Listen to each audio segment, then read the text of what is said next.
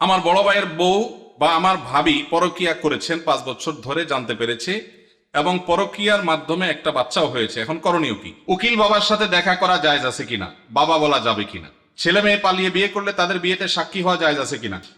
জনাব, আমার ভাগ্নির একটা ছেলে ও মেয়ে 3-4 বছরের বাচ্চা আছে, তার স্বামী ঝগড়া অবস্থায় তালাক শব্দ ব্যবহার করেছে। সবাই এই সংসার মিলায়া দিয়েছে 2 বছর পূর্বে। এখন আবার গত 20 দিন আগে 3 তালাক ঝগড়া অবস্থায় দিয়েছে। এখন তবা পড়ে নেওয়া যাবে কিনা জানাবেন।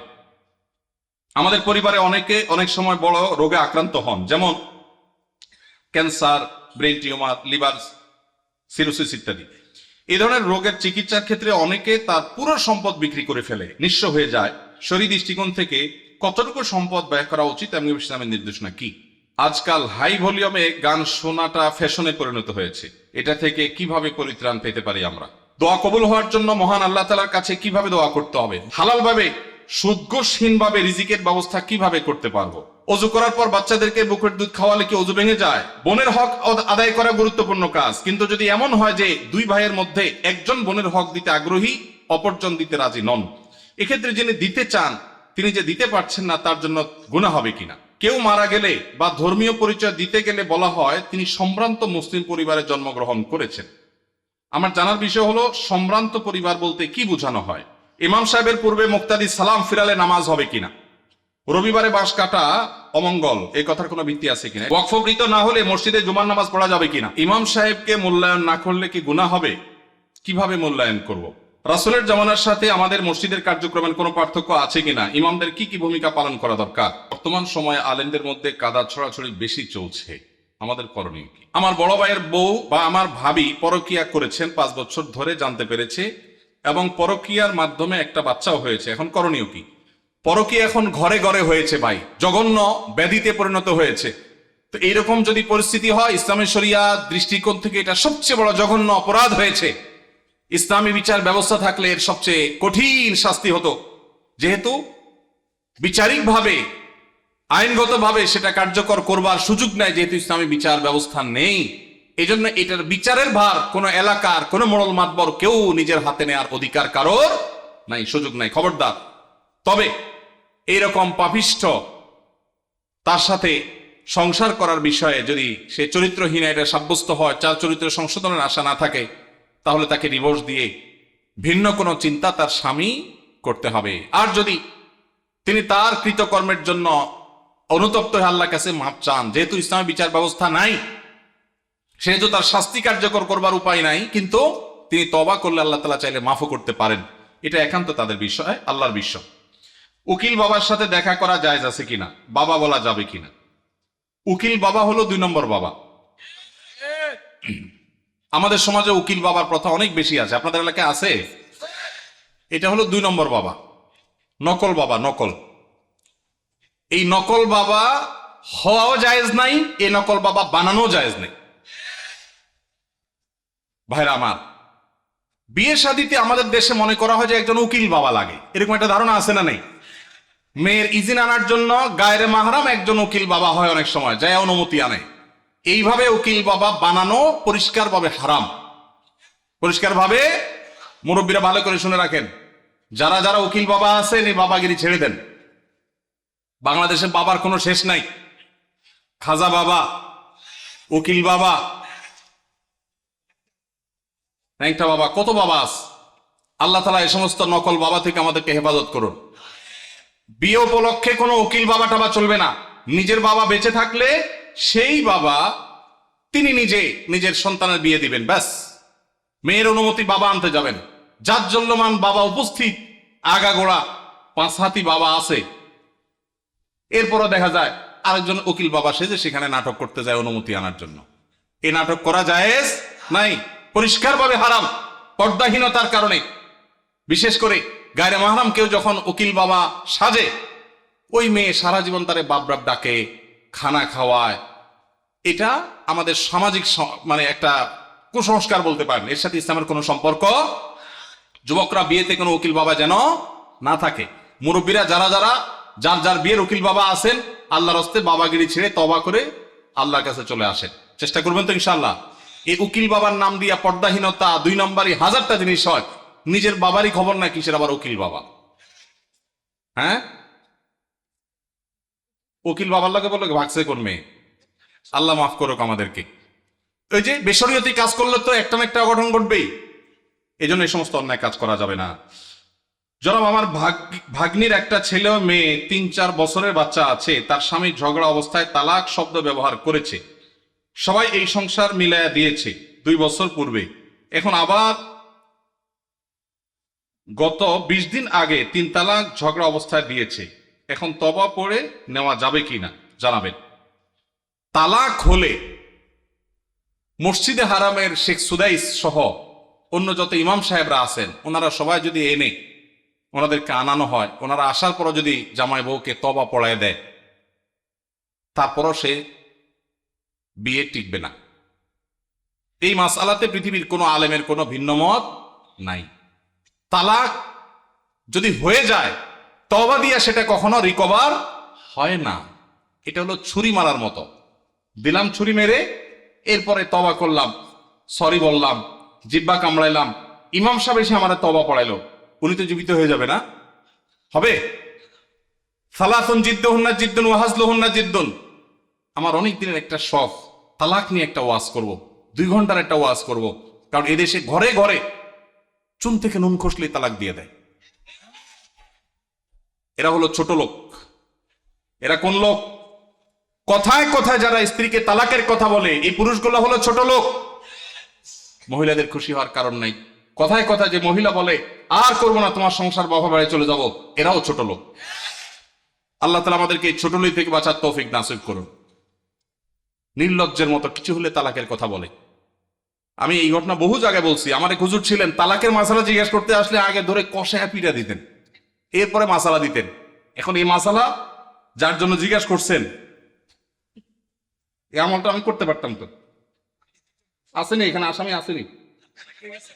ভাইগা গেছে? আসামি বলে ভাগছে প্রশ্ন দিয়া। ভাইরা আমার, চুন থেকে নুন খসলে তালাক দেওয়া জঘন্য অপরাধ, খুবই খারাপ অভ্যাস। যুবক ভাইরা, বউয়ের সাথে ঝগড়া লাগলে আমি বলি, পারলে একটা চিমটি দিয়েন, একটা ধাক্কা দিয়ে দিয়েন, আল্লাহর রাস্তায় তালাক দিয়েন না। চিমটি ধাক্কা যদি বেশি দেন, ব্যথা বেশি পায়, আপনার বিচার করা যাবে, এটার একটা রিকভার করা যাবে, তবা টবায় কাজ হবে। কিন্তু তালাক দিয়ে বসছেন, তবায় কাজ হবে না। এই মাসআলায় তাদের সংসার করা না করার বিষয়ে এলাকার বড় আলেম বা বড় মাদ্রাসায় গিয়ে কি ঘটছে পুরো বিস্তারিত জেনে তারপর উত্তর নেবেন। কারণ কোন বিশেষ কেস নিয়ে আমরা প্রশ্ন উত্তর এরকম সেশনে উত্তর দেই না যে হ্যাঁ আর সংসার নাই বা আছে। কারণ তালাকের মাসআলায় ভাবে উত্তর দেওয়া যায় না, পুরো ডিটেল জানতে হয়। এটা কোনো আলেম বা কোনো দারুল ইফতায় গিয়ে কোনো ফতোয়া গিয়ে জেনেও তারপরে সেটা অনুযায়ী সমাধান করবেন। কিন্তু এইটুকু জেনে রাখেন, তালাক যদি হয়ে যায়, তওবা পড়ায় কোনোদিন তালাক টিকানো, সংসার টিকানো যায় না। এই জন্য তালাক দিতে সাবধান। কখনো মুখ ফসকের আগের চোটে তালাক দিবেন না। তালাক দিতে হলে ঠান্ডা মাথায় পরামর্শ করে ডিসিশন নিয়ে তারপরে সামনে আগাবেন। আল্লাহ আমাদেরকে তৌফিক দান করুন। তালাক চক্র কি আবার? এটা আবার কোন চক্র? তালাক দিয়ে টাকা খায় মানে? ও, ছেলে তালাক দিলে কাবিনের টাকা কে দিবে? ও, মেয়ে পক্ষ তালাক নেয় টাকার লোভে? বা ভালো ব্যবসা দেখা গেছে। ব্যবসার আইডিয়ার জন্য পৃথিবীবাসী বাঙালির কাছে আসা উচিত। বাপরে বাপ, কি মাথা! যে সমস্ত মেয়ের বাবারা মোটা অঙ্কের মোহর ধার্য করেন এই ধান্দায়, এরা নিকৃষ্ট বাবা। এই নিকৃষ্ট বাবাদের কপালে কখনো দুঃখ ছাড়া সুখ আসবে না। অনেক বাবা আছেন মোহর ধরেন 10 লাখ 20 লাখ, কেন? যাতে না ছুটে। এই ভাই, টাকা বেশি ধরলে কি বিয়ে বেশি টিকবে? মুরব্বী যারা আছেন খবর নেন, অল্প স্বল্প মোহরের টাকা ছিল, কিন্তু বিয়ে মাশাআল্লাহ এখনো টিকে আছে। আর যুবক 10 লাখ 20 লাখ মোহরের টাকা ফুটুস ফুটুস করে ভাঙে। ঠিক না ভাই? ঠিক। আমাদের পরিবারের অনেক সময় অনেক বড় রোগে আক্রান্ত হন। আমাদের পরিবারে অনেকে অনেক সময় বড় রোগে আক্রান্ত হন, যেমন cancer, brain tumour, liver cirrhosis ইত্যাদি। এই ধরনের রোগের চিকিৎসার ক্ষেত্রে অনেকে তার পুরো সম্পদ বিক্রি করে ফেলে, নিঃস্ব হয়ে যায়। শরীর দৃষ্টিকোণ থেকে কতটুকু সম্পদ ব্যয় করা উচিত এবং ইসলামের নির্দেশনা কি? যদি আল্লাহ না করুন কেউ দুরারোগ্য ব্যাধিতে আক্রান্ত হন, তার চিকিৎসায় লক্ষ লক্ষ টাকার দরকার হয়, তার জমি জমা বিক্রি করা লাগে, প্রশ্নকর্তা ভাইয়ের জানার বিষয় হলো তার টোটাল অ্যাসেট থেকে কত পার্সেন্ট তার নিজের ট্রিটমেন্টে খরচ করা যাবে। এর উত্তর হলো এর কোনো পার্সেন্টেজ শরীয়ত ঠিক করে দেয় নাই।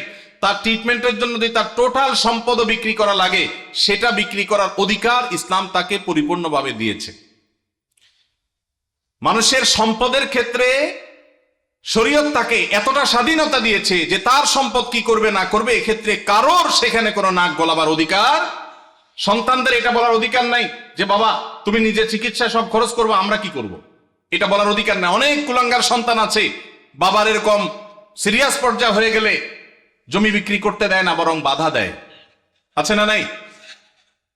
মনে রাখবেন, বাপদাদার সম্পদ দিয়ে মানুষ ধনী হয় না, হলেও সেটা সাস্টেইন করে না, টেকসই হয় না। মানুষ নিজস্ব চেষ্টায় আল্লাহর অনুগ্রহে ধনী হয়। বহু বড় লোকের ছেলেরা একসময় রাস্তায় মানুষের কাছে হাত পাততে হয়। এই জন্য বাবার সম্পদ, মায়ের সম্পদ, সেগুলোর জন্য কামড়াকামড়ি করা, তাদের হক নষ্ট করা, এগুলো আমাদের মূর্খতা। তবে হ্যাঁ, কেউ যদি মনে করেন যে দুরারোগ্য ব্যাধিতে আমি আক্রান্ত হয়েছি, এখানে ট্রিটমেন্ট করে আসলে লাভ হবে না, ডাক্তারদের অ্যাসেসমেন্ট অনুযায়ী মৃত্যুই নিশ্চিত এবং জটিল পরিস্থিতি, তাহলে সেক্ষেত্রে আমার বাচ্চারা তারা অসহায় হয়ে যাওয়ার চাইতে আমি সুন্নত হিসাবে ট্রিটমেন্ট করি, কিন্তু খুব বেশি অ্যাগ্রেসিভলি ট্রিটমেন্টের জন্য খরচ করব না। এটা যদি কেউ সিদ্ধান্ত নেয় তো সেই এখতিয়ারও শরীয়ত ওই ব্যক্তিকে দিয়েছে, অবস্থা বুঝে তিনি ডিসিশন নেবেন। এরপরে প্রশ্ন, আজকাল হাই ভলিউমে গান শোনাটা ফ্যাশনে পরিণত হয়েছে, এটা থেকে কিভাবে পরিত্রাণ পেতে পারি আমরা? ভাইরা আমার, হাই ভলিউমে যারা গান শুনে তারা আসলে কি গান শুনে না শোনায়? নিজে শুনতে হলে তো খুব বেশি হাই ভলিউমে গান শোনার দরকার নেই, নিজে শোনার জন্য তো লো ভলিউমে গান শোনাটা যথেষ্ট। যারা গান শুনতে চায়, মানুষ আছে একজন বা দুইজন এক জায়গায়, কিন্তু ফুল ভলিউম দিয়ে যখন ঝাঁকানাকা গান শুনছে, পুরো এলাকা কাঁপতেছে মাটি সহ, তারা কি নিজেরা আসলে গান শুনছে না শোনাচ্ছে? এজন্য প্রশ্নকর্তা ভাই যে ফ্যাশন লিখেছেন, খুব যথার্থ লিখেছেন। এটা যতটা না গান শোনা, ততটা তার চেয়ে বেশি ফ্যাশন। এটা হলো একটা অনাচার, একটা জুলুম, এটা হলো একটা অসভ্যতামূলক আচরণ। এটা কোনো সভ্য ভদ্র সমাজের কোনো মানুষের, ভদ্র মানুষের, ভালো মানুষের কোনো আচরণ হতে পারে না। আমি সব সময় এটার বিরুদ্ধে কথা বলার চেষ্টা করি। আমাদেরকে একটা বিপ্লব করতে হবে, সেটা হলো শব্দ সন্ত্রাসের বিরুদ্ধে বিপ্লব। অনেকেই দেখা যায় বিয়ে, গায়ে হলুদ, গায়ে মরিচ, আকিকা, নানান অনুষ্ঠানের নামে হাই ভলিউমে ডেক্সেট ভাড়া করে গান শুনছে। এখন আমার প্রশ্ন হলো, আপনার মনে অনেক খুশি, আপনি লাফাচ্ছেন গানের তালে তালে, ভালো কথা, হতে পারে, এটা আপনার ব্যাপার, ভালো কথা বলতে এটা আপনার ব্যাপার। কিন্তু আরেকজন হয়তো অনেক মনে কষ্টে আছে, তার অনেক চিন্তা দুশ্চিন্তা, কোনো কারণে পেরেশানি, হয়তো অসুস্থ, অসুস্থ বাবাকে নিয়ে বসে আছে, কিন্তু পুরো এলাকাকে আপনি প্রকম্পিত করছেন বাজ বিচার করা ছাড়া। তাহলে যে বেদনায় আছে, তার বেদনাটা আপনার গানের আওয়াজে আরো বাড়াই দিবে। এটা কোনো ন্যূনতম কমন সেন্স আলা মানুষের কাজ হতে পারে? কিন্তু দুঃখ লাগে যখন দেখি আমাদের অনেক স্কুল কলেজ পড়ুয়া, বিশ্ববিদ্যালয় পড়ুয়া, শিক্ষিত যুবকেরা এই কাজটা করে। এটা তো একজন শিক্ষিত মানুষ দ্বারা কখনো হতে পারে না, যে আমি উচ্চ ভলিউমে, হাই ভলিউমে গানের আওয়াজে আশপাশে মানুষকে অতিষ্ঠ করব, মানুষ কষ্ট পাবে, মোবাইলে কথাটা পর্যন্ত বলতে পারবে না। এটা কোনো সভ্য সমাজে গ্রহণযোগ্য হতে পারে না। ভাইরা আমার, যাদের বিয়েতে হাই ভলিউমে গানের আওয়াজ বাজায়, তাদের অনেককে বলতে শোনা যায় যে আসলে আমি নিজেও এগুলো পছন্দ করি না। তাহলে কেন হয়? বলে ভাতিজা ভাগিনারা, ছোট ভাইরা একটু একটু তারা চায়, শখ করছে ওরা। ভাতিজা ভাগিনারা কি করছে? শখ করছে। বিয়ে করবেন জীবনে একবার না দুইবার? একবার। কাদের কাদের দুইবার করার নিয়ত আছে হাত তোলেন। মাশাআল্লাহ, ঘুমেছিল এরা মনে হয়। ঠিক আছে ভাই, বিয়ে যেহেতু একবারই করবেন বেশিরভাগ মানুষ, সে একটা বিয়ে হোক আদর্শ বিয়ে, সে একটা বিয়ে হোক স্মরণীয় বিয়ে, ওই বিয়েতে মানুষের বদদোয়া আসুক, কেউ চান? তাহলে ভাতিজা ভাগিনা কেন, আরো কেউ যদি বলে, ছোট ভাইরাও যদি বলে, তাহলে সেই অনাচার আমরা করতে দেব না ইনশাআল্লাহ। ভাইরা আমার, এমনকি ওয়াজ মাহফিলের যে মাইক, এই মাইকগুলো কন্ট্রোল যেন থাকে, কন্ট্রোলে যেন থাকে, এগুলো যেন নিয়ন্ত্রণে থাকে। আমরা সবসময় বলি, আমি বরাবরের মতো আহ্বান করি, আমি কেন, অন্যান্য আলেমরাও সবসময় বলেন যে ওয়াজ মাহফিলের মাইক যেন মানুষের বিরক্তির কারণ না হয়। শহরে এটা খুব বেশি নিয়ন্ত্রণ জরুরি। গ্রামে যেখানে মাহফিল হয়, পুরো গ্রামের মানুষ মাহফিল শোনার জন্য প্রস্তুত থাকে।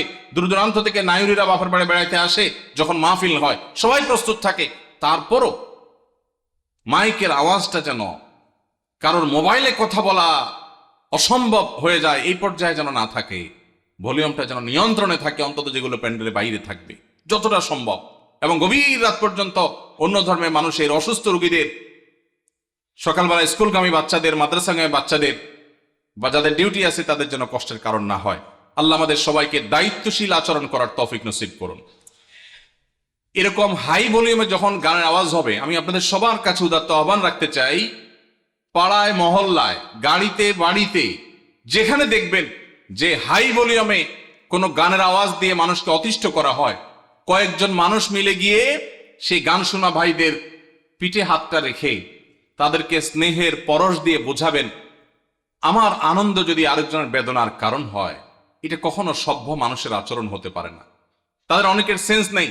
আমরা যদি কয়েকজন গিয়ে তাদেরকে বুঝাই, তাহলে আশা করা যায় এটা বন্ধ হবে সবার চেষ্টা করবো তো ইনশাআল্লাহ।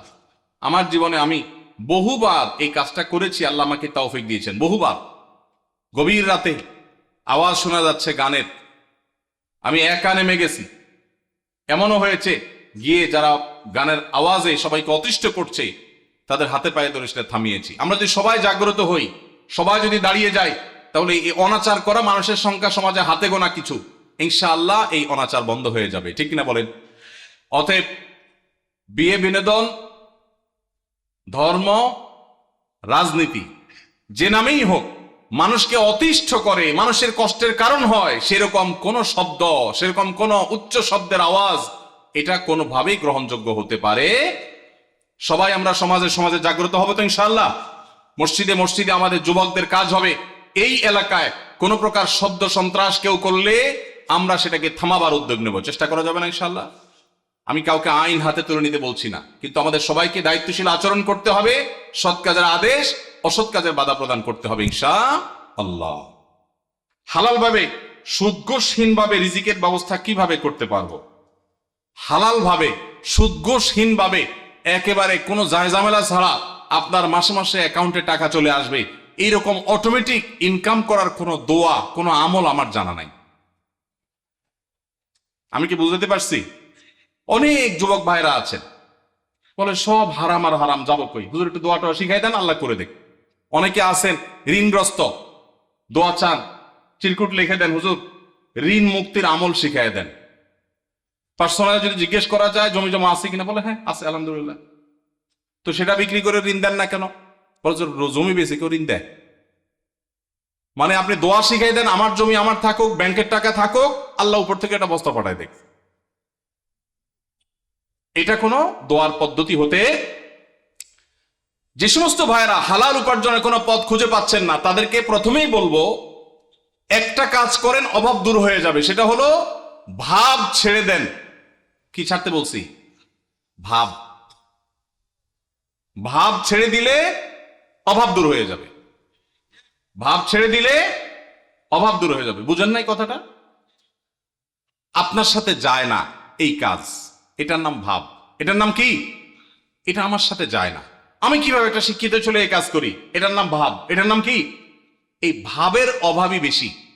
ভাবের অভাবই বহু লোক আছে, হায়রে কান্নাকাটি, ওরা টাকা নাই, পয়সা নাই, অভাব অভাব, বাচ্চা কাচ্চা নিয়ে চাইনিজে খাইতে গেছে, মন খারাপ। কারণ নিয়ত করছিল এবার ব্যবসার লাভের টাকা দিয়া পোলাপান নিয়ে একটু থাইল্যান্ড যাবে, হইল না, কক্সবাজার আসছে, মন খারাপ। এটা কিসের অভাবী? ভাবের অভাবী। কিসের অভাবী? ভাব ছেড়ে দিলে অভাব এমনি দূর হয়ে যাবে। আমি বিভিন্ন জায়গায় বলি, সেদিন ডুয়েটের প্রোগ্রামেও বলেছি, আমি ছাত্র জীবনে 600 টাকা বেতনে ইমামতির চাকরি করেছি। আমি তখন স্ট্যান্ড করা ছাত্র। আমি তখন চট্টগ্রামে হাটহাজারী মাদ্রাসায় বাংলাদেশ সবচেয়ে বড় মাদ্রাসার ভর্তি হওয়া ছাত্র। সেই বড় মাদ্রাসার পড়াশোনা বাদ দিয়া মফস্বলের মাদ্রাসায়, জেলা পর্যায়ের ছোট মাদ্রাসায়, তার তুলনায় সেখানে গিয়ে ভর্তি হয়েছি। ঢাকা ইউনিভার্সিটি রেখে গ্রামের মফস্বলে কলেজে ভর্তি হওয়ার মতো আমি সেই কাজ করেছি। আমি সেই ছেলে। 600 টাকা বেতন ইমামতি করে বাবা যখন ব্যবসা করতে করতে দেয়ালে পিঠ থেকে গেছে, তখন চিন্তা করলাম আমার ভালো মাদ্রাসা পড়ালেখার চাইতে এই মুহূর্তে বাবার পাশে দাঁড়ানো দরকার। সেখানে গেছি। কই, আলহামদুলিল্লাহ, ওই অবস্থায় ইমামতি করে কয়েক কিলোমিটার সাইকেল চালিয়ে মক্তব পড়িয়ে তারপর পড়ালেখা করে 10 stand, 3rd stand, 2nd stand, তিনটি স্ট্যান্ড আমার ছাত্র জীবনে আল্লাহ করার তৌফিক দিয়েছেন। এবং এই সব বরকত আল্লাহ তাআলা ওই সময় দিয়েছেন যখন আমি স্ট্রাগল করি, যশোর যুব প্রশিক্ষণ কেন্দ্রে ইমামতি করি। 4টি বছর, একদিন দুই দিন না। এখন যুবকরা বলে যে অভাব কিভাবে দূর করব? আমের সিজনে 10 কেজি আম নিয়ে বসে যান। 10 কেজি আমের দাম কত?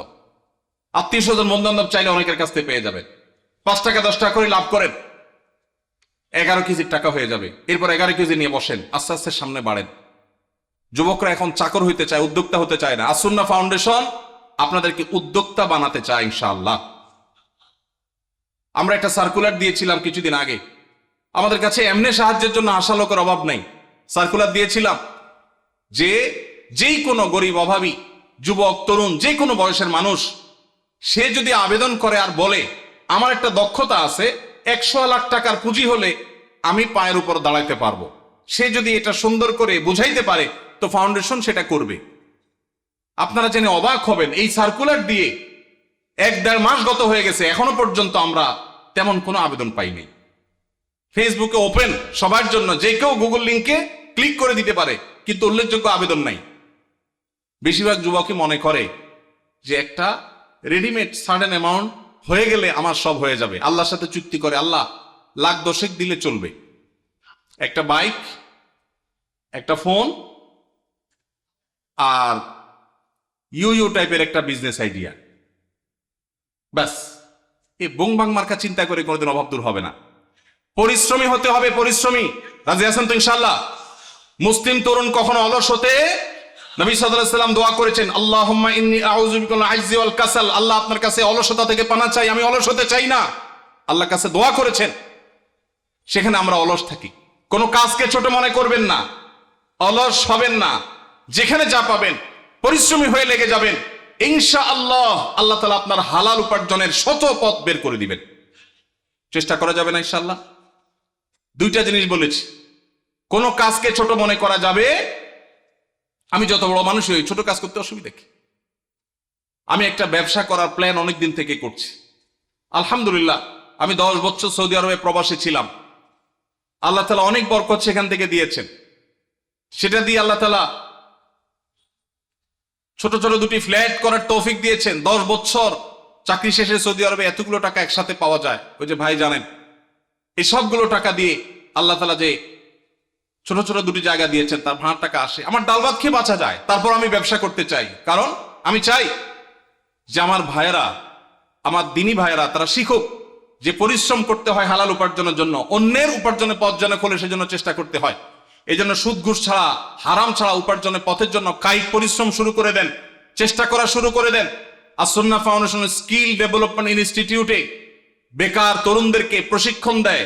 প্রশিক্ষণের পর কাউকে পুঁজি দিয়ে ব্যবসা দেওয়া, কাউকে চাকরি দেওয়া, কাউকে বিদেশে চাকরির সন্ধান করে দেওয়া, এই কাজটা আসুন্নাহ ফাউন্ডেশন করছে। শত শত যুবকের জন্য করছে। Open for all. সামনে রমাদান উপলক্ষে স্মল বিজনেস ম্যানেজমেন্টের কোর্সের জন্য আবেদন করা হচ্ছে। দেশের যে কোনো জায়গা থেকে যে কেউ আবেদন করতে পারবে। আমাদের ফেসবুক পেজ দেখলে পাবেন। ভাইদের হালাল উপার্জনের পথ উন্মুক্ত করে দিন, বলুন আমিন। অজু করার পর বাচ্চাদেরকে বুকের দুধ খাওয়ালে কি অজু ভেঙে যায়? না। বুকের দুধ মায়েরা যদি বাচ্চাদেরকে খাওয়ান অজু অবস্থায়, অজুর কোনো ক্ষতি হবে না। কারণ দুধ এটা কোনো নাপাক জিনিস না। শরীর থেকে নাপাক জিনিস বের হলে তখন মানুষের অজু ভঙ্গ হয়। যেহেতু মায়ের বুকের দুধ এটা কোনো অপবিত্র জিনিস না, নাপাক না, অতএব বাচ্চাকে দুধ খাওয়ালে তাতে অজুর কোনো ক্ষতি হবে না। বোনের হক আদায় করা গুরুত্বপূর্ণ কাজ, কিন্তু যদি এমন হয় যে দুই ভাইয়ের মধ্যে একজন বোনের হক দিতে আগ্রহী, অপরজন দিতে রাজি নন, এক্ষেত্রে যিনি দিতে চান তিনি যে দিতে পারছেন না তার জন্য গুনাহ হবে কিনা? ভাইরা আমার, এই প্রশ্ন অনেকের। অনেক পরিবারে একজন ভাই আল্লাহ ভীরু, তিনি বোনের হক দিতে চান, আল্লাহর ভয় আছে, কিন্তু বাকি ভাইরা দিতে চান না। কি করবেন?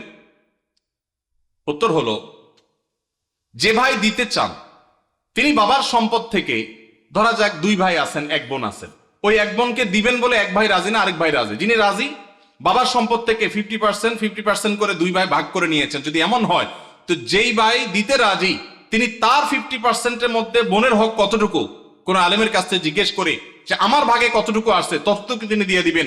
অপর ভাই যে তার ভাগের অংশটা দেন নাই, এর জন্য তিনি আল্লাহর কাছে বুঝবেন। এখন যদি আপনি মনে করেন এক ভাই যদি দিতে চাচ্ছেন, আমি কি করব? আপনার করার আছে, আপনার অংশ থেকে আপনি আপনারটুকু দিয়ে দিবেন, ইনশাআল্লাহ আল্লাহর কাছে আপনি দায়মুক্ত হয়ে যাবেন। কেউ মারা গেলে বা ধর্মীয় পরিচয় দিতে গেলে বলা হয় তিনি সম্ভ্রান্ত মুসলিম পরিবারে জন্মগ্রহণ করেছেন। আমার জানার বিষয় হলো, সম্ভ্রান্ত পরিবার বলতে কি বোঝানো হয়? ভাইরা আমার, খুবই প্রয়োজনীয় একটি প্রশ্ন। বহু আগে আমি, আমার ফেসবুক আইডি ছিল একটা, আইডিটা ডিঅ্যাক্টিভ হয়ে গেছে, নাই এখন আর, সেখানে আমি এই বিষয়ে একটা ছোট্ট স্ট্যাটাস লিখেছিলাম, অন্তত 10 বছর আগে হয়তোবা। এটা খুবই গুরুত্বপূর্ণ বিষয়। আপনারা প্রায় শুনবেন কোনো নেতা, কোনো পয়সাওয়ালা বা যে কোনো মানুষ মারা যাওয়ার পর তার ব্যাপারে কোনো নিউজ করা হলে বা কোথাও লেখা হলে, এমনকি পরিচয় দিতে গেলে, ধর্মীয় পরিচয় দিতে গেলে বলা হয় তিনি অমুকের ছেলে অমুক, তিনি অমুক গ্রামের একটি সম্ভ্রান্ত মুসলিম পরিবারে জন্মগ্রহণ করিয়াছেন। আপনারা পড়ছেন না, পড়েন না এরকম লেখা? এই যে সম্ভ্রান্ত মুসলিম পরিবার বলা হয়, এটা আমার একান্ত ব্যক্তিগত দৃষ্টিভঙ্গি, এটা আমি মনে করি খুবই গর্হিত একটা শব্দ। এমনি সম্ভ্রান্ত শব্দ, এই শব্দ নিয়ে ভিন্ন আলাপ আছে, আমি সেদিকে যাচ্ছি না, শব্দ বিশ্লেষণে যাচ্ছি না। সম্ভ্রান্তে বলতে বোঝানো হয় আশরাফ, অভিজাত, কুলীন, তারপরে আশরাফ মানে খুব বেশি সম্মানীয়।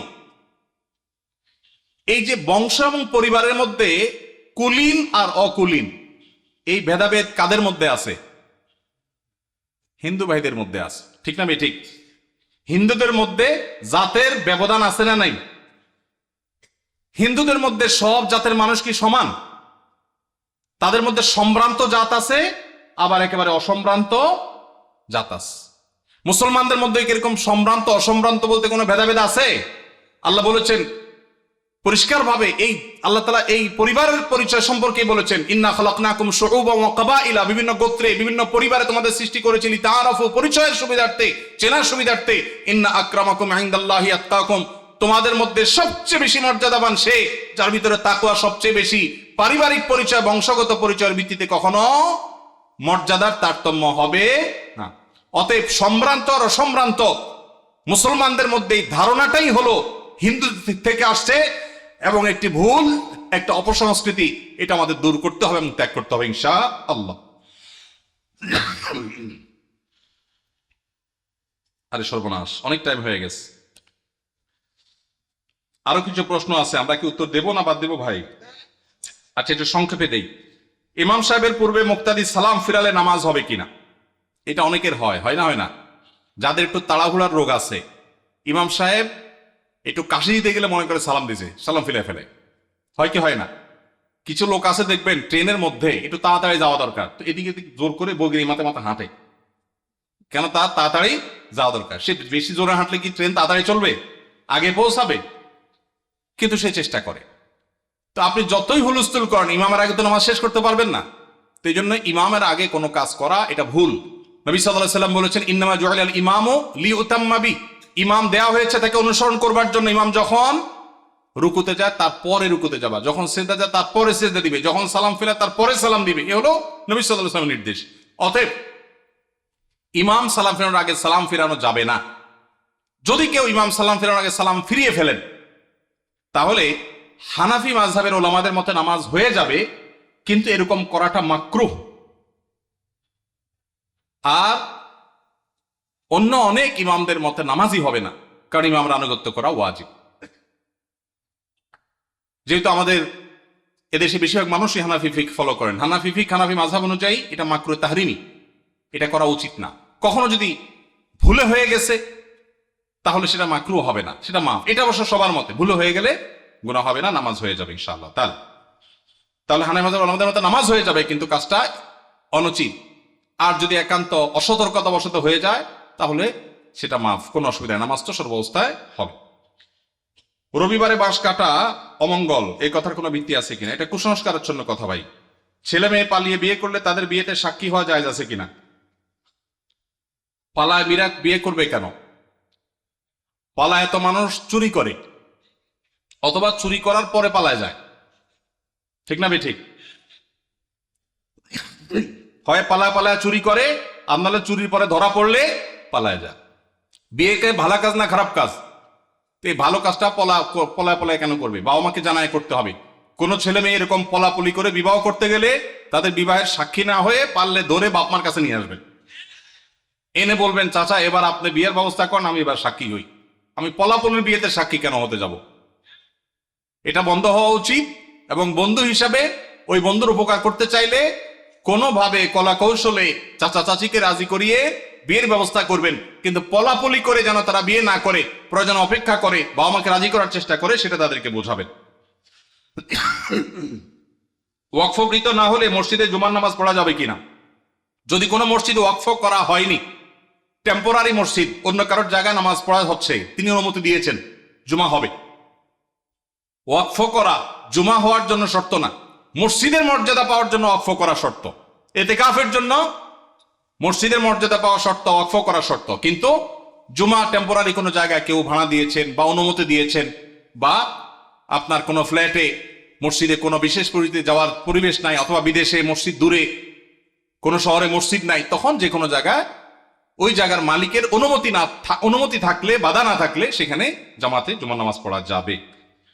দোয়া কবুল হওয়ার জন্য মহান আল্লাহ তাআলার কাছে কিভাবে দোয়া করতে হবে? দোয়া কবুল হওয়ার জন্য প্রথম শর্ত হলো হালাল উপার্জন থাকা। হারাম উপার্জনকারী ব্যক্তির দোয়া কবুল হয় না। চুরি করে, ডাকাতি করে, টিন চুরি, গম চুরি করে এরপরে মক্কা শরীফ গিয়ে 2 হাত তুলে আল্লাহর কাছে চোখের পানি ফেলে দোয়া করছেন, হাদিস বলছে দোয়া কবুল হবে না, দোয়া কবুল হবে না।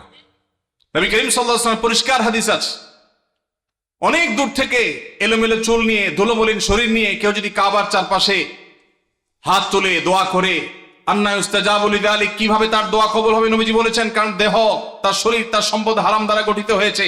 এই জন্য দোয়া কবুলের জন্য প্রথম শর্ত হলো হালাল উপার্জন থাকা। কেউ যদি আগে হারাম উপার্জন করে থাকেন, এখন তওবা করবেন, মানুষের হক মেরেছেন, এখন ফেরত দিবেন, তারপরে আল্লাহর কাছে দোয়া করবেন, ইনশাআল্লাহ দোয়া কবুল হবে।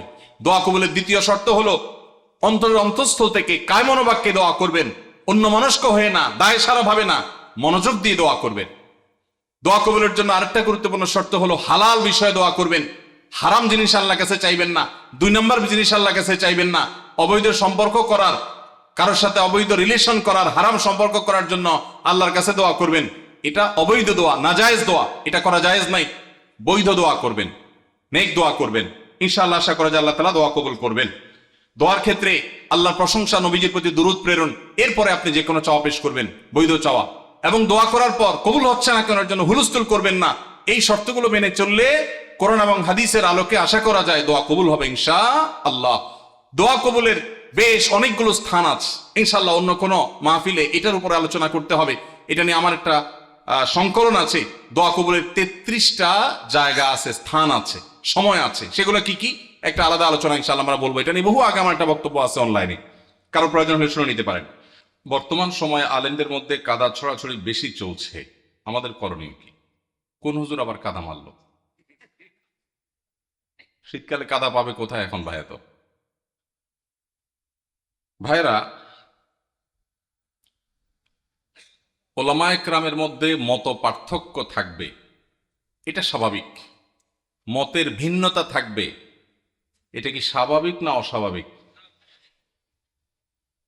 শুধু ওলামায়ে কেরাম কেন, আমাদের নিজেদের মধ্যে মতের ভিন্নতা আছে না নাই?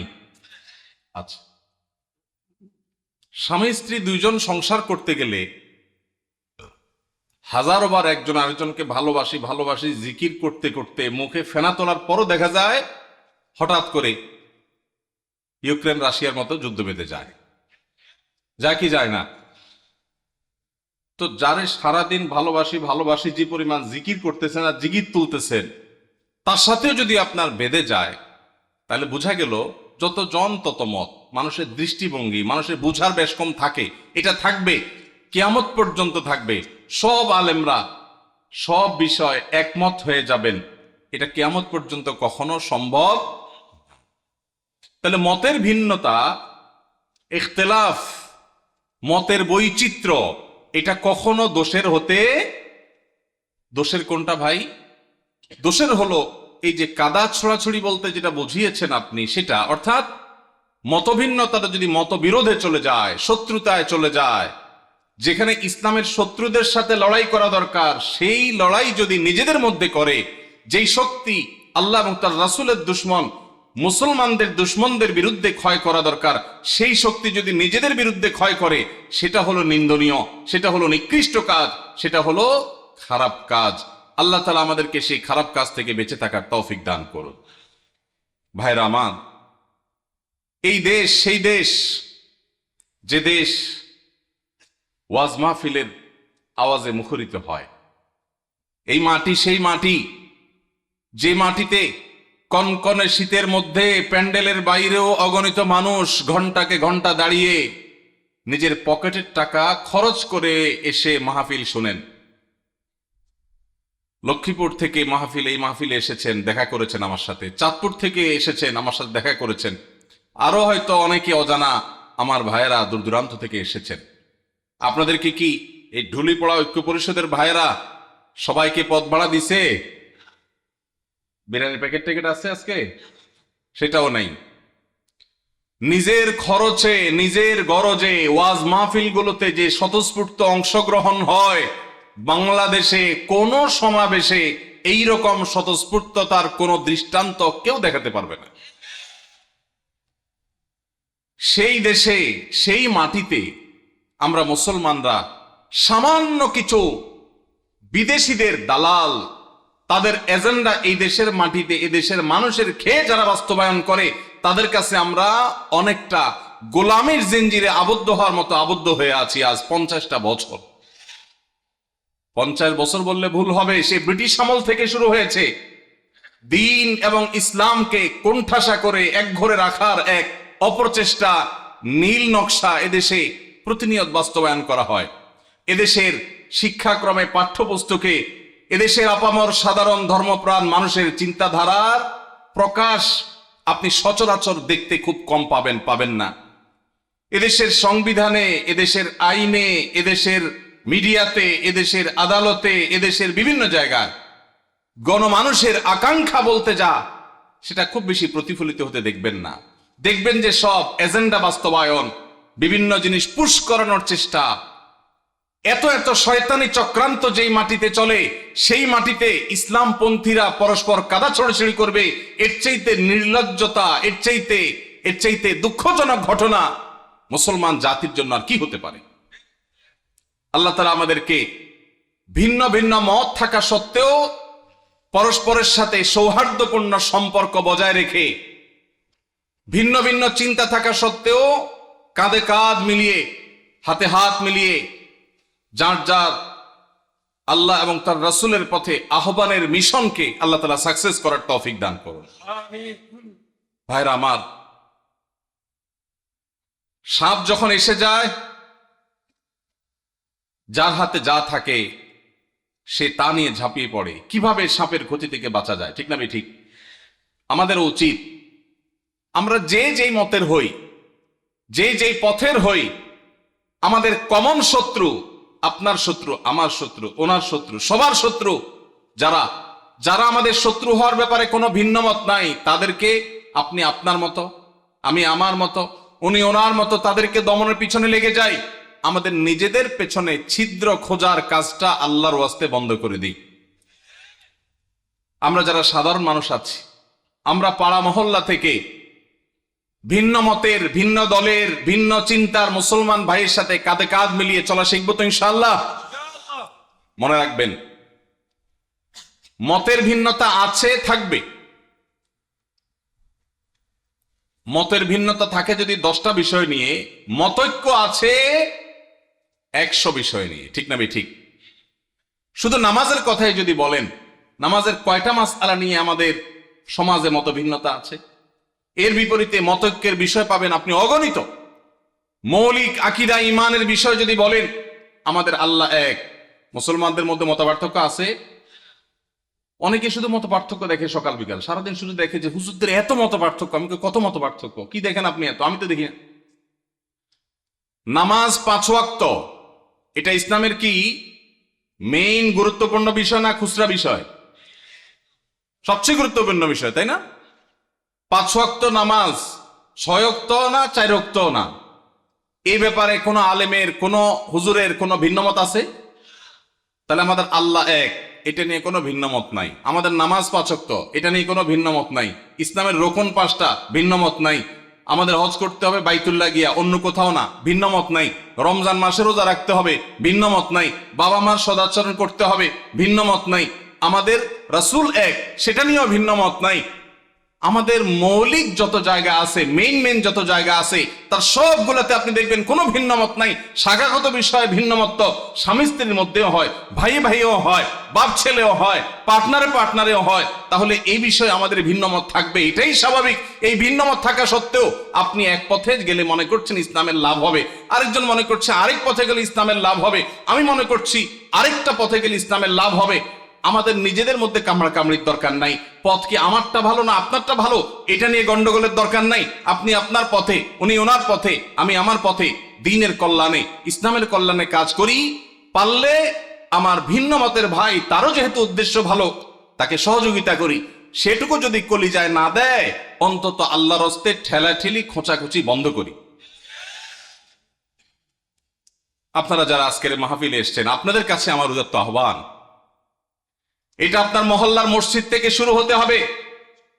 ভিন্ন মতের মুসলমানের সাথে মুস্কি হাসি দিয়ে সালাম দেওয়া অভ্যাস করবেন। সম্ভব হলে বাসায় দাওয়াত করবেন, চেষ্টা করবেন তো ইনশাআল্লাহ। ভিন্ন মতের মুসলমানরে বাসায় দাওয়াত দিয়ে খাওয়াইলে সওয়াব হবে না গুনাহ হবে? কি বলেন ভাই, গুনাহ হবে? ভাই মদিনা শরীফ থেকে, মসজিদে নববীর সোহবতে থেকে, মদিনা ইসলামী বিশ্ববিদ্যালয় থেকে পড়াশোনা করে অনার্স মাস্টার্স করে আসছেন। সৌদি আরবে দায়ী ছিলেন, ঢাকা ইউনিভার্সিটিতে পড়াশোনা করেছেন, অনেক যোগ্য মানুষ। ভাই, অন্য মতের আহলে কেবলা, আহলে সুন্নাল জামাতের শামিল ভাইকে দাওয়াত দিয়ে খাওয়াইলে, এমনকি যদি অন্য মতেরও হয়, রাসূল আকরাম সাল্লাল্লাহু আলাইহি সাল্লাম যদি অমুসলমানকে খাওয়ান, তো আমরা ভিন্ন মতের মুসলমানরে খাওয়াইলে সওয়াব হবে না গুনাহ হবে? ভাই কি একমত? সওয়াব হবে তো? আলহামদুলিল্লাহ। এখানকার সব হুজুররা একমত। আপনার বলেন হুজুরদের মধ্যে কোনো মিল নাই, মত পার্থক্য শুধু। কই মত পার্থক্য? আমরা 3 হুজুর একমত হয়ে গেছে আলহামদুলিল্লাহ। আমি আশা করি দেশে কোনো হুজুরের ভিন্ন মত নাই। এখন আমার প্রশ্ন, আপনি একজন তবলিগ জামাত করেন, আপনি জামাত ইসলামের এক ভাইকে, চরনাপিসা মরিদ এক ভাইকে, আহলে হাদিস এক ভাইকে আপনার বাসায় শুধু আপনার মুসলমান ভাই হিসাবে দাওয়াত দিয়া খাওয়াইছেন। এই ঘটনাগুলো আমাদের দেশে বেশি হয় না কম হয়? কম হয় মানে সচরাচর খুব একটা দেখাই যায় না। আহা, আমাদের কলিজাগুলোকে একটু বড় করতে হবে যদি আমরা আল্লাহকে খুশি করতে চাই। আল্লাহ আমাদেরকে তৌফিক দান করুন। ওলামা একরামের মধ্যে মতভিন্নতা, এটা অনেক সময় আমরা বাড়াই, অনেক সময় আমাদের এই ক্যামেরা হুজুররা বাড়ায়। ক্যামেরা হুজুররা অহেতুক মিথ্যা ভুয়া থাম্বনেল দিয়া একজনের পিছনে একজনকে লাগাই দেওয়া হয়। অনেক সময় আসলে লাগালাগির কিছু নাই, কিন্তু সাধারণ দর্শকরা দেখে মনে করে, দেখছো হুজুররা লাগালাগি শুরু করছে। আসলে হুজুরদের কোনো লাগালাগি নেই, লাগালাগি কাদের? ক্যামেরাম্যান ভাইদের। আল্লাহ আমাদের ক্যামেরাম্যান ভাইদেরকে হেদায়েত দান করুক, ইউটিউবার ভাইদেরকে আল্লাহ হেদায়েত দান করুক। সামান্য ভিউ কামানোর জন্য যারা আল্লাহ দ্বীনের ক্ষতি করছেন, যারা ওলামা একরামের মধ্যকার সম্পর্ক নষ্ট করছেন, তারা আল্লাহকে ভয় করেন। এই টাকা জাহান্নামের আগুন হয়ে আপনাদেরকে স্পর্শ করবে।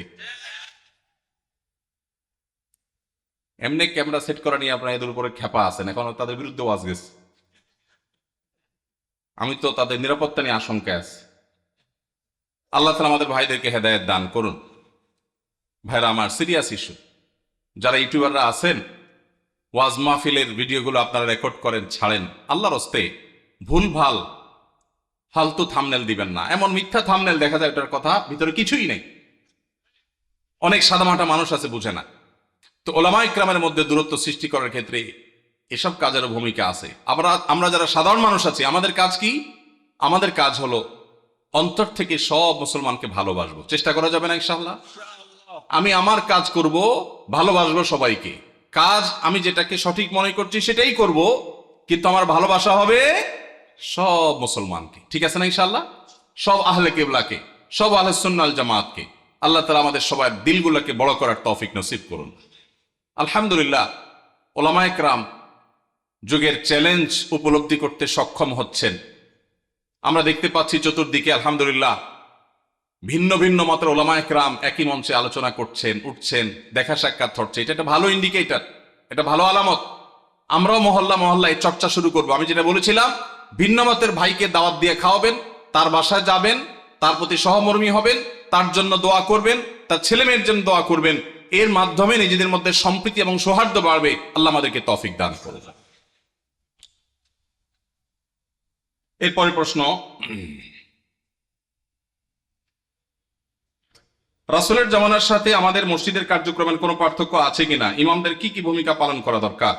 রাসূল করিম সাল্লাল্লাহু আলাইহি ওয়াসাল্লামের যুগে তার হাতে গড়া মসজিদগুলো, সাহাবাদের হাতে গড়া মসজিদগুলোর একটা বড় বৈশিষ্ট্য ছিল, সেগুলো শুধু নামাজের ঘর ছিল না, সেটা ছিল কমপ্লিট প্যাকেজের নাম। একটা মুসলিম সমাজের যা যা দরকার তার সব কিছুর আয়োজন মসজিদ থেকে করা হতো। সেখানে দারিদ্র বিমোচনের কাজ হতো। কারো পারিবারিক কলহ হলে নবী সাল্লাল্লাহু আলাইহি ওয়াসাল্লামের কাছে আসলে তিনি সেটা মীমাংসা করতেন। এই ঘটনা বহু আছে। কোন মানুষ ক্ষুধার্ত, তিনি এসে নবীজির কাছে সাহায্য চেয়েছেন, তার জন্য নবী সাল্লাল্লাহু আলাইহি ওয়াসাল্লাম সাহায্য তুলেছেন, সেটাও আছে। আমাদের মসজিদগুলো থেকে নবী করিম সাল্লাল্লাহু আলাইহি সাল্লামের মতো, সেই মসজিদের মতো আজ বহুমুখী কাজ হয় না। আমরা বেশিরভাগ মসজিদগুলোকে শুধু নামাজের ঘর বানিয়ে সীমাবদ্ধ রেখেছি। আমাদের মসজিদগুলোতে যুবকদের জন্য তেমন কোনো আয়োজন নেই। আমাদের মসজিদগুলোতে শিশুদের জন্য তেমন কোনো আয়োজন নেই। আমি আশ্চর্য হয়েছি ইউরোপের বিভিন্ন মসজিদে দেখে, যে অমুসলিম প্রধান দেশ, আমাদের বাংলাদেশি ভাইরা সেসব মসজিদ বানিয়েছেন, কিন্তু সেখানে দেখা গেছে শিশুদের জন্য আলাদা আয়োজন। আপনারা এখানে যারা আছেন, কয়টা মসজিদ আছে বলতে পারবেন যে আমাদের মসজিদে শিশুদের জন্য সুস্থ সংস্কৃতি চর্চা, আমাদের সমাজে মসজিদে বাচ্চাদের জন্য নামাজে আসলে বিনোদনমূলক, তাদের জন্য প্রণোদনামূলক ব্যবস্থা আছে? এরকম ব্যবস্থা আছে কয়টা মসজিদে ভাই? খুব একটা নাই। বরং উল্টা আরো ধমক দেয় বলে। মসজিদে আসলে ধমক দেওয়ার কালচার আছে, বন্ধ করতে হবে এই কালচার। মসজিদে বাচ্চারা টুকটাক ডিস্টার্ব করলে ধৈর্য ধারণ করতে হবে, বেশি ডিস্টার্ব করলে তাদেরকে সুন্দর করে বুঝাইতে হবে, অভিভাবককে বুঝাতে হবে। আজকের শিশু আগামী দিনের মুসল্লি। নবী করিম সাল্লাল্লাহু আলাইহি সাল্লাম খুতবা দিচ্ছিলেন জুমার। হাসান বা হোসেন রাদিয়াল্লাহু তাআলা আনহুমা দৌড়ে আসছিলেন নানার দিকে, জামা পেঁচায়া শরীরের সাথে পড়ে গেছেন। নবীজি মিম্বর থেকে নেমে দূরে গিয়ে নাতিকে কোলে নিয়ে আবার এসে মিম্বরে দাঁড়ালেন। তারপর খুতবা কন্টিনিউ করলেন। আপনার মসজিদের ইমাম সাহেব করলে চাকরির কি হাল থাকবে বলেন? চাকরি থাকবে? নবী করিম সাল্লাল্লাহু আলাইহি সাল্লামের জায়গায় আমরা যদি হতাম তো বলতাম, মেয়েকে যে বলতাম, মা অন্তত আমার খুতবার সময়টা তো ধরে রাখবা। বলতাম কি বলতাম না? আমার নবী করিম সাল্লাল্লাহু আলাইহি সাল্লাম সেরকম কথা বলেছেন বলে জানা যায় না। তিনি সিজদায় গেছেন জামাতে নামাজে, ভাই একাকী না, মসজিদে তিনি ইমামতি করছেন। তার পিঠের উপরে হাসান হোসেন যখন উঠে বসছেন, নবী সাল্লাল্লাহু আলাইহি ওয়াসাল্লাম আর তাদেরকে নামানোর জন্য কোনো কসরত করেন নাই। ওই অবস্থায় তিনি অপেক্ষা করছেন, সিজদার তাসবিহ বাড়াচ্ছেন, সময় যাচ্ছে। নাতির ঘোড়ায় চড়ার শখ পূরণ হওয়ার পর যখন পিঠ থেকে নামছে, তখন নবী সাল্লাল্লাহু আলাইহি ওয়াসাল্লাম মাথা উঁচু করছেন। এরপরে নামাজ শেষে সাহাবারা জিজ্ঞেস করছে, হে আল্লাহর রাসূল, আজকে সিজদা একটু লম্বা হয়েছে, ব্যাপার কি? কি কোনো ওহী আসলো নাকি বিশেষ কোনো নির্দেশ কি? তখন নবী সাল্লাল্লাহু আলাইহি ওয়াসাল্লাম বললেন, সেরকম কিছুই না, আসলে নাতি পিঠের উপর উঠেছিল, আমি তাকে নামাতে চাইনি, সে নেমেছে, তারপরে তিনি নবী সাল্লাল্লাহু আলাইহি ওয়াসাল্লাম মাথা উঁচু করেছেন। আমাদের ইমাম সাহেবদের যদি নাতি তো দূরের কথা, নাতিরে তো মানুষ একটা আদর করে, ছেলেও যদি আসতো বা নাতির জায়গায় আরো কিছু যদি আসে, পিঠের উপরে তার পরিবারে কোনো বাচ্চা আসতো, ইমাম সাহেবের চাকরি চলে যেত। ঠিক না ভাই? ঠিক। ভাইরা আমার, যদি নবী সাল্লাল্লাহু আলাইহি ওয়াসাল্লামের পিঠে নাতি উঠার পরও নবী সাল্লাল্লাহু আলাইহি ওয়াসাল্লাম ফাতিমা রাদিয়াল্লাহু তাআলা আনহাকে এই কথা বলার কথা হাদিসে পাওয়া যায় না যে নামাজের পর নবী সাল্লাল্লাহু আলাইহি ওয়াসাল্লাম ফাতিমা রাদিয়াল্লাহু বসে বলেছেন, বললে সেটা অবশ্যই হাদিসে আসতো। নবী সাল্লাল্লাহু আলাইহি ওয়াসাল্লামের ব্যক্তিগত জীবনের যে সমস্ত বিষয় থেকে উম্মতের শিক্ষা আছে তার সবগুলো হাদিসে আসে। এরকম কোন হাদিস পাওয়া যায় না যে তিনি ফাতিমা রাদিয়াল্লাহু তাআলার কাছে যে বলেছেন, মা আমি মসজিদে ইমামতির দায়িত্ব পালন করছি, এই টাইমে তুমি নাতিকে ছেড়ে দিলা, তাকে এই টাইমটা ধরে রাখতে পারতা। নবীজি এরকম বলেছেন বলে কোনো প্রমাণ পাওয়া যায় না। এই জন্য বাচ্চাদের টুকটাক মসজিদে আসা, তাদের ডিস্টার্ব করা, এটাকে মুরব্বীরা, চাচাজিরা, বাবাজিরা আল্লাহর ওয়াস্তে হজম করে নিবেন। আপনারা যদি ধমক দেন তো মনে রাখবেন, এই বাচ্চা মসজিদ থেকে যদি দূরে সরে যায় আপনার ধমকের কারণে, সারা জীবনের জন্য আপনি গুনাহগার হয়ে থাকবেন। এদেশের একজন প্রথম সারির বড় আলেম, প্রথম 10 জনের একজন হবে, নাম বললে সবাই 100% মানুষ চিনে যাবেন, আমি নাম বলছি না।